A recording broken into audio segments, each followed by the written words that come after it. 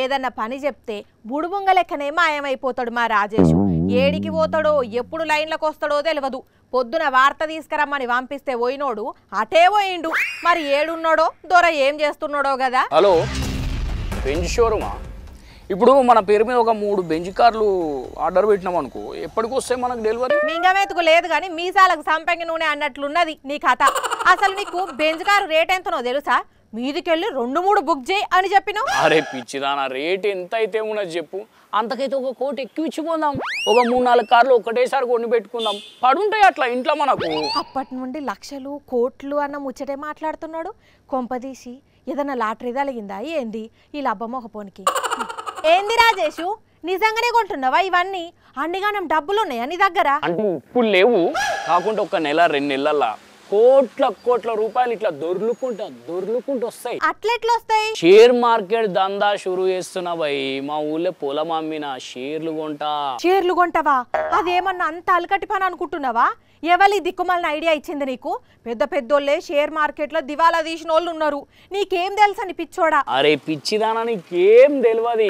మొన్నటికి మొన్న ఒకటే రాత్రిలా భువనేశ్వరి మేడం మీద ఉన్న షేర్లకి 521 కోట్ల లాభం వచ్చిందట. నీకేం తెలుసు? కోట్ల రూపాయలు సంపాదించాలంటే షేర్లలో పెట్టాలి. Modiji, what about Chandrababu Naidu? Did CBI and ED arrested him? Sir, he has become now honest.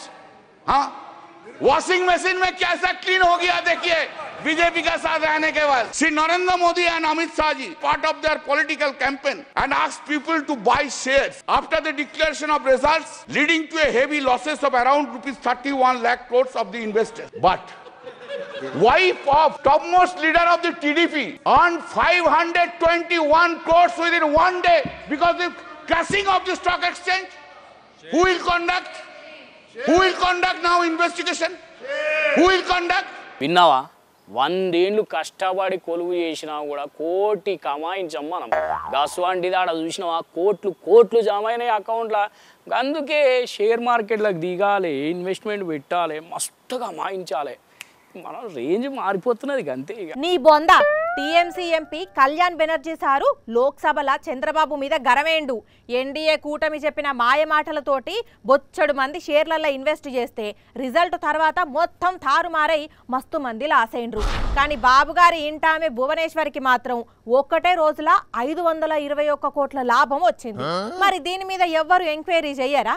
మోదీతోని గలవంగానే washing machine లేసిన బట్టలు లెక్క అందరి తప్పులు గడిగేసినట్టయిందా అని గట్టిగానే అందుకున్నాడు. గది తెలవకుండా కోట్లొచ్చినాయి అనగానే షేర్లలో పైసలు పెడతా అంటున్నావా? అసలు నీకేం తెలుసని షేర్ల గురించి? అసలు నిఫ్టీ అంటే ఏందో తెలుసా నీకు? 50-50 బిస్కెట్ తెలుసు.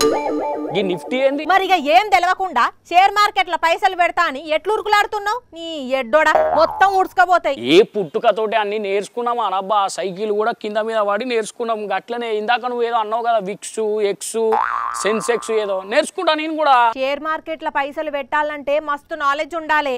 ఏం జరగబోతుందో అంచనా వేయగలగాలి. అంత అనుకున్నది జరగక ఆగమైతుంది. హేమీలతోటే గాక దివాలా తీసిన వాళ్ళు ఉన్నారు. నీతోటి కాదు అదంతా గానీ నడివిగా సక్కగా. ఎప్పుడు బాయిల కప్పలెక్క కాలువటి గుంజనే ఉంటావులే. కొంచెం కూడా ఎంకరేజ్ చేయవు అసలుకే మనిషిని. నువ్వు ఇట్లనే అంటేనే ఉండు. రేపట్ల కోటీశ్వరుని అయినాక కోటేసుకొని వస్తా.